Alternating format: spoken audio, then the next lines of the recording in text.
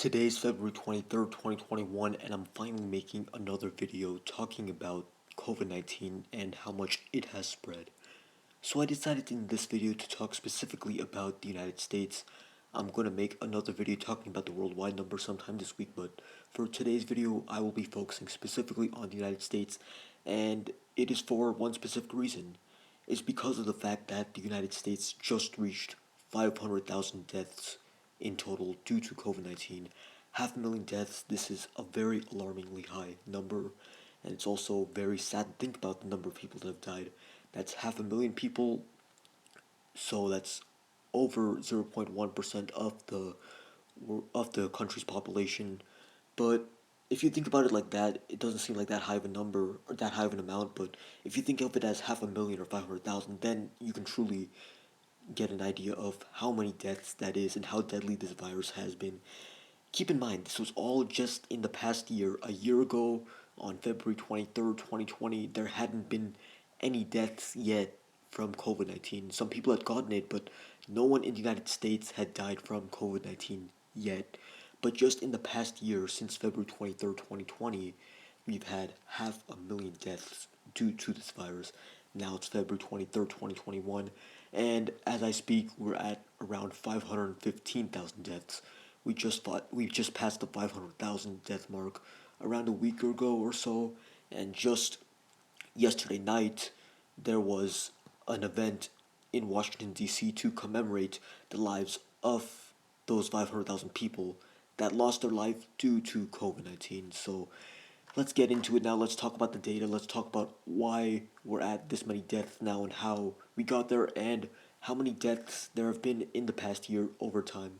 So, to begin with, we're at 28 million cases right now, 28.897 million to be exact. So, we're going to reach 29 million in the next few days. And then soon after that, we'll reach 30 million cases, which means that almost 10% of the population has tested positive for COVID-19. In all likelihood, even more than that, even more than 10% of the country's population has actually gotten COVID-19, but not everyone that tests positive, not everybody that gets the virus actually tests positive for the virus. Sometimes there's false negatives, but generally what happens is that someone is asymptomatic or they experience very mild symptoms, so they don't realize that they have the virus or they don't realize anything's off, but they still have the virus nonetheless, and sometimes they can still spread the virus to other people.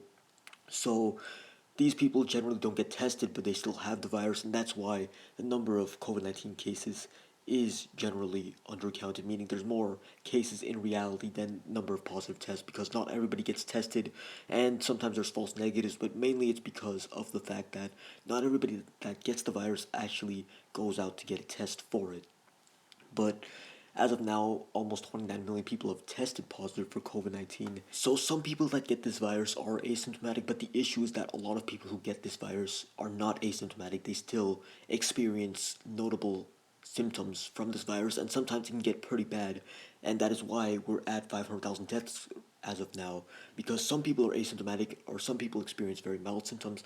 Some people aren't affected by this virus much at all, but other people are affected really badly, and it even kills 1 to 2% of the people that infects this virus, which doesn't seem that high, but you have to understand 1 to 2% of a very large number is still a pretty big number. Like, currently, we're at around 30 million COVID-19 cases in the United States. That's objectively a very large number, especially when you consider that the United States only has 300 million people, which means that 10% of the country is already tested positive for COVID-19, and just 30 million in and of itself is a pretty big number. 1 to 2% of 30 million is 300,000 to 600,000. Currently, we're at 514,000 deaths from this virus, soon to be 515,000. So it's in that 1 to 2% ballpark. So that just shows why, even if it's only a 1 to 2% death rate, it's still very problematic. 1 to 2% of a very large number, still a pretty big number. Now, out of these 28.9 million COVID-19 cases, out of the 28.9 million people who have tested positive for COVID-19, 19.72 million people as of now have had an outcome, whether it be death or recovery. Now, understand that when I say recovery, I don't mean that these patients 100% return back to normal. Sometimes what happens to COVID-19 patients is that even after the virus exits their body, after they no longer have the virus, they're still suffering from some of the longer term impacts of this virus. For example, many people who have had COVID-19, even months after the initial diagnosis, still report a loss of taste or their sense of taste being messed up. So recovery just means that they didn't die from the virus, essentially. So out of the 19.72 million cases that have had an outcome, 19.21 million of those cases have been a recovery, which means that around 515,000 COVID-19 patients in the United States died, like I said at the start of this video. So now let's take a look at this from a state-by-state basis, and then we're going to look at it from a month-by-month perspective. So if we take a look at the states with the highest case count and death count, it's California, Texas, Florida, and New York. Now, these are also the states with the most number of people, so it would only be expected that these are also the states with the most number of COVID-19 cases, as well as the highest number of COVID-19 deaths. So California, the state with the most people, also has the most COVID-19 cases and COVID-19 deaths. 3.5 million cases and almost 50,000 deaths. 49,875 deaths and 3.529 million cases. So for a while, New York was number one both in terms of number of cases and deaths, but several months back, New York was surpassed by both Texas and California, and later on they were surpassed by Florida. So now New York is only in fourth place for the number of cases. Now, in terms of number of deaths, New York was in first place for many, many months. Because of the first wave of this pandemic, New York was in first place for a long time. The first wave affected New York worse than any other state, and around 30,000 people died in this first wave. So that's why New York was in first place in terms of number of deaths for a very long time. And just recently did California surpass New York. California is at 49,875 deaths, but New York's now only at 47,259 deaths, which is still a large amount, don't get me wrong. Now, the states with more people are generally going to have more COVID-19 cases. I don't think it's a good metric to look at just in terms of the number of cases each state has. I think it's better to look at each state from the perspective of what percentage of the population has tested positive for COVID-19. So if we take a look at the percentage of each state that has tested positive for COVID-19, North Dakota and South Dakota are ranked 1 and 2 respectively. North Dakota at around 13% of the population, South Dakota at around 12.6% of the population. Now, these are two states with a fairly small population, so I guess that a smaller number of people getting infected in these states still leads to a higher percentage of the population in these states getting infected because of how few people are in these states. I made a video talking about North and South Dakota a few months ago because of how high the percentage of the population that was infected in these two states was. I think what actually happened in North and South Dakota is that these two states had such a high percentage of their population test positive for COVID-19 that their daily case count and death count started decreasing earlier than many other states across this country.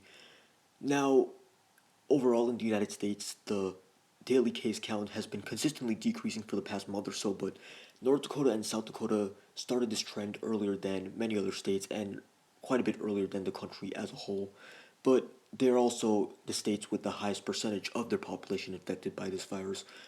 Rhode Island is in third place with 11.7%, Utah in fourth place with 11.4%. Iowa is also at around 11.4%, but just under Utah in terms of the percentage of their population infected. So Iowa's in fifth place, Utah's in fourth place. Now, in total, there are 11 states in the United States where over 10% of their populations have been infected by COVID-19. And if we take a look at the US numbers as a whole, around 8.7% of the population of the United States has been infected by COVID-19, which means that for every 100 people in this country, around 8.7 of those people have been infected by COVID-19.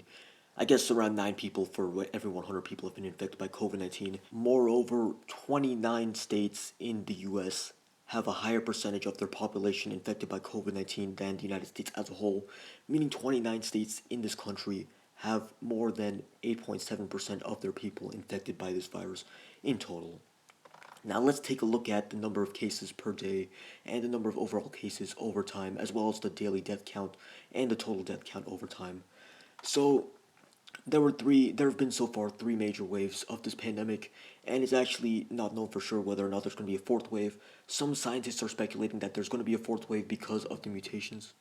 Across the planet, multiple mutations of the COVID 19 disease have emerged, so some scientists are concerned that that'll cause a fourth wave, but it's really not known at this time. But currently, we're on the latter half of the third wave, so we're on the descending end of the third wave, descending in terms of the daily case count. The daily case count has been decreasing consistently for around the past month or so, ever since mid January when it hit its peak.